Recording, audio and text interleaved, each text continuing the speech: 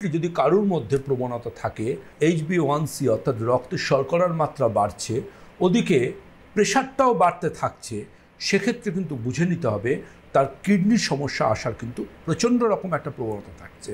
By hook or cook যদি আপনার creeping creatinine হয় অর্থাৎ ক্রিয়েটিনিন বাড়ার প্রবণতা থাকে, আপনাকে কিন্তু আপনার ব্লাড প্রেশারকে প্রত্যেক দিন দুবেলা মনিটর করতে হবে এবং সেটাকে নিয়ন্ত্রণে রাখতে হবে, তা না হলে কিন্তু বিপদ।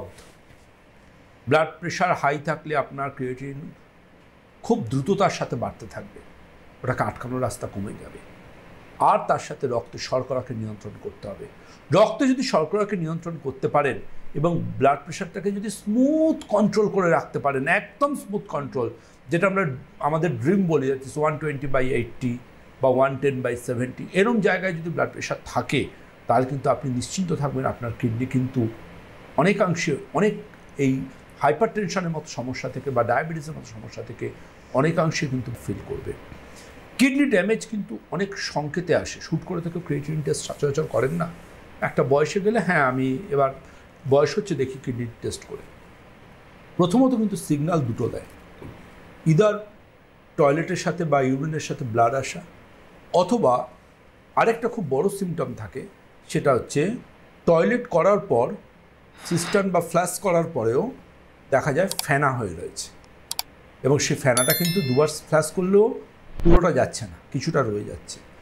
এই যে টয়লেটের সাথে ফেনার প্রবণতা, এটাকে কিন্তু আমরা সেক্ষেত্রে বলি টয়লেটের সাথে হয়তো তার প্রোটিন বেরিয়ে যাচ্ছে, দ্যাট ইজ কল্ড প্রোটিনিউরিয়া।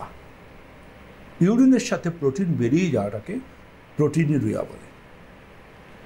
এবং আমরা বলি সেক্ষেত্রে সেই পেশেন্টদেরকে আমরা ডক্টররা অ্যাডভাইস করি, যদি দেখেন যে টয়লেটের ফেনা হচ্ছে, টয়লেট হওয়ার পর ফ্ল্যাশ করলেও ফেনাটা সহজে যেতে চাইছে না, সেক্ষেত্রে কিন্তু প্রথম পরীক্ষা আপনি যেটা করবেন অন্যান্য পরীক্ষার আগে, দ্যাট ইজ এসিআর। এসিআর হচ্ছে ভীষণ গুরুত্বপূর্ণ একটা টেস্ট যাদের টয়লেটে ফেনা থাকে তাদের জন্য। এর পুরো নাম অ্যালবুমিন ক্রিয়েটিনিন রেশিও। আচ্ছা, এটা এনি টাইম আপনি কিন্তু একটা টয়লেট থেকে সারাদিনের মধ্যে এনি টাইম, মর্নিংয়ে অনেক সময় নেওয়া হয়, বাট এনি টাইম টয়লেটের একটু ইউরিন কালেক্ট করে টেস্ট করলেই কয়েক ঘন্টার মধ্যে রিপোর্ট চলে আসবে যে টয়লেটে প্রোটিন বেরোচ্ছে কিনা। যদি টয়লেটে প্রোটিন বেরোয়, সেক্ষেত্রে কিন্তু আপনার ডাক্তারবাবুর সাথে আপনার পরামর্শ করতে হবে এবং সঠিক, যদি আপনি একজন কোয়ালিফাইড ডাক্তারবাবুর পরামর্শ নেন, আপনি কিন্তু এটাকে রিভার্স করতে পারবেন, এটাকে কিন্তু আপনি কন্ট্রোল করতে পারবেন, এটাকে কিন্তু আপনি নিয়ন্ত্রণে নিয়ে আসতে পারবেন।